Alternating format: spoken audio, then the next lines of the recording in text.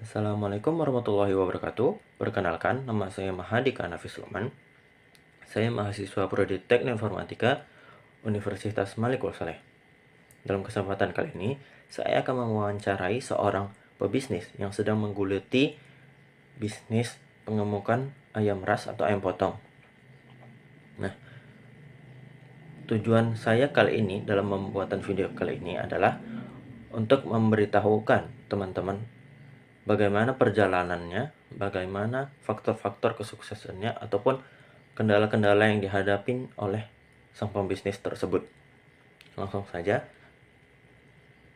Baik, boleh Kak Bapak memperkenalkan diri dan sedikit menceritakan tentang latar belakang Anda? Ya, nama saya Alif Nabil Lukman. Latar belakang saya aslinya tebing tinggi. Saya kuliahnya di Universitas Diponegoro S1 Teknik Elektro. Bisa ceritakan sedikit tentang bisnis yang sedang Anda geluti sekarang? Yang saya geluti sekarang adalah penggemukan ayam ras pedaging atau yang disebut dengan ayam broiler. Kalau di sini bilangnya juga ayam putih, sama itu ya. Menurut Bapak, apa sih yang menjadi faktor kunci kesuksesan dalam perjalanan bisnis Bapak? Faktor kunci kesuksesannya ya. Nah, kalau dalam ayam broiler sendiri itu ada namanya indeks prestasi. Nah, itulah yang ditargetkan atau yang dikejar nilainya gitu. Nah, itu dari indeks prestasi itu ada namanya berat rata-rata dikali dengan daya hidup. Daya hidup tuh presentasi jumlah ayam hidup. Misalnya ayam 100 ekor mati 2 ekor, berarti daya hidupnya 98%, dibagi dengan FCR atau feed conversion ratio. Nah, itu feed conversion ratio adalah nilai ubah dari pakan ke daging. Nah, misalnya 1,5, nilai FCR-nya 1,5 gitu ya. FCR 1,5 berarti 1,5 pakan jadi kilo pakan jadi 1 kilo daging. Nah, semakin kecil semakin bagus. Kemudian dibagi dengan lagi hari pemeliharaan. Jadi kalau hari pemeliharaan semakin kecil berarti kan semakin efisien penggemukannya. Nah, seperti itu. Itulah yang ditargetkan. Nah, kalau dalam ayam broiler itu 450 itu yang dikategorikan baik. Nah, di atas itu lebih baik lagi. Nah, jadi ditargetkan IP itu harus di atas 450 seperti itu. Terus tadi pertanyaannya apa lagi? Sudah terjawab belum ya? Sudah, Pak. Menurut Bapak bagaimana mengembangkan ide bisnis Bapak sehingga membuatnya unik atau inovatif? Kalau mengembangkan bisnis sebenarnya kalau ada ayam broiler itu nggak ada yang ya inovatif, itu relatif ya. Soalnya orang kan macam-macam punya metode, ada yang metode begini. Nah, misalnya kalau dalam ayam broiler itu ada namanya penanganan amonia. Nah, kotoran ayam itu kan menghasilkan namanya gas amonia. Nah, itulah yang ditangani supaya tidak berdampak ke ayam itu sendiri, karena kok amonia itu dihirup ayamnya bisa berpenyakit. Nah, itu penanganan amonia itu macam-macam. Nah, kalau saya sendiri saya menggunakan pembalikan sekam, kemudian disemprot dengan larutan probiotik E4 itu dengan sedikit asam. Nah, itu ada hubungannya dengan bakteri-bakteri yang ada di kandang itu sendiri yang bisa menghasilkan enzim-enzim untuk pembentukan amonia itu. Nah, itu saya nggak bahas lebih lanjut saja. Apa saja sih tantangan utama yang pernah Bapak hadapin selama menjalani bisnis, Pak? Tantangannya utama itu tadi, nilai indeks prestasi itu yang harus kita kejar itu. Nah, jadi kalau IP-nya bagus ya insya Allah kita dapat penghasilannya bagus kan gitu.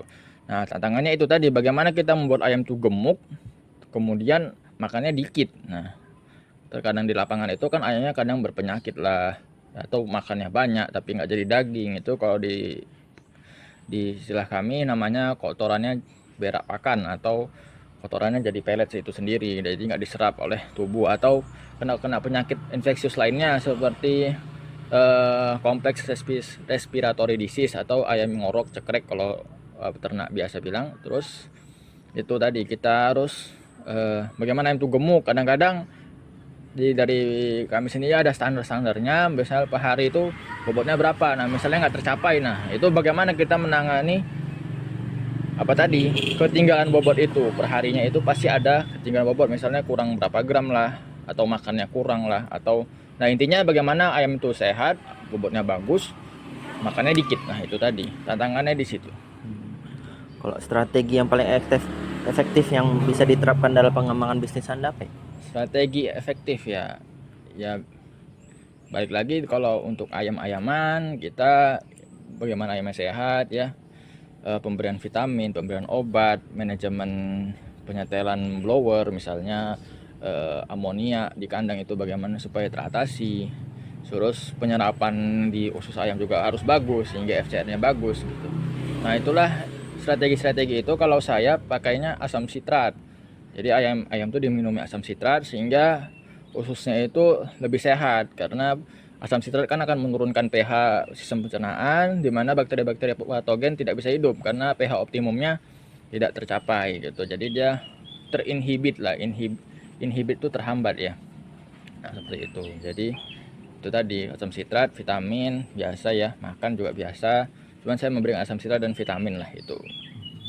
Kalau Belum. Terus kalau untuk di pekerjanya sendiri ya kita harus tegas tapi nggak kelewatan gitu kan. Saya juga punya karyawan ya, karyawannya juga harus kita tegasi, tapi kita juga harus memberikan fasilitas-fasilitas untuk karyawan ya, secara logistik tercukupi, secara kepuasan diri juga harus tercukupi. Jadi kalau anak misalnya karyawan yang nggak senang hati kerjanya di kandang ya berimbas ke ayam itu sendiri, karena kan ayamnya makhluk hidup ya. Jadi kalau kerjanya nggak senang hati ya pasti ayamnya nggak bagus gitu, itu pasti. kalau bisa nggak kasih tips atau motivasi buat mahasiswa yang mau mulai bisnis itu? Untuk mulai bisnis yang pertama yang pasti pengetahuan dulu harus ada ya, mau bisnis apa dulu nih, misal mau bisnis makan kah, bisnis minum lah, bisnis jualan entah pakan atau pet shop gitu ya. Ya pasti kita harus punya pengetahuan dulu bagaimana kita mencari sumber-sumber barangnya loh, sumber-sumber logistiknya dapatnya di mana, keuntungannya berapa tuh kan. Pasti itu harus ada sumber ilmu pengetahuannya. Bagaimana kita menargetkan keuntungan itu harus ada. Keuntungan per bulan tuh harus ada kita targetkan. Penjualannya berapa, strategi bisnisnya gimana supaya bisa laku. Nah, terus kemudian yang kedua ya pastinya mentalnya. Mentalnya harus siap karena kalau usaha ini pasti ada pasang surut, pasti ada ya. Kadang bisa laku banget, kadang ya nggak laku sama sekali. Sama saya di ayam juga seperti itu, kadang hasil panen bagus, kadang hasil panen tidak bagus gitu kan. Nah, itu harus siap mental, dan kita juga harus punya rencana cadangan. Nah, yang ketiga ya pastinya modal. Nah, entah modal sendiri kah atau modal investor, pasti juga harus perlu modal karena nggak mungkin tiba-tiba punya usaha kan gitu. Yang terakhir Pak, bagaimana Bapak melihat masa depan industri teknologi dari perspektif pengalaman Bapak? Kalau dalam pengembangan broiler itu banyak sebenarnya ya. Dari kalau kan dia pakai sistemnya ventilasi kipas ya, pakai blower. Nah, itu bisa kita integrasi dengan IoT. Cuman memang saya sebagai engineer elektro saya belum ada waktu sih memang. Cuman itu memang bisa dikembangkan. Dia terintegrasi dari air minumnya, berapa minumnya per liter per hari gitu ya. Terus otomatis ganti obat atau otomatis ganti air biasa gitu, air minum biasa atau ganti ke obat. Suhunya belum juga terintegrasi misalnya, karena ayam itu kan suhunya nggak hanya suhu ruang, kelembapan juga mempengaruhi. Jadi mungkin bisa menggunakan semacam artificial intelligence. Nah, kalau di elektro itu ada namanya fuzzy logic, nah mungkin bisa pakai itu, atau ya kontrol sederhana aja lah gitu.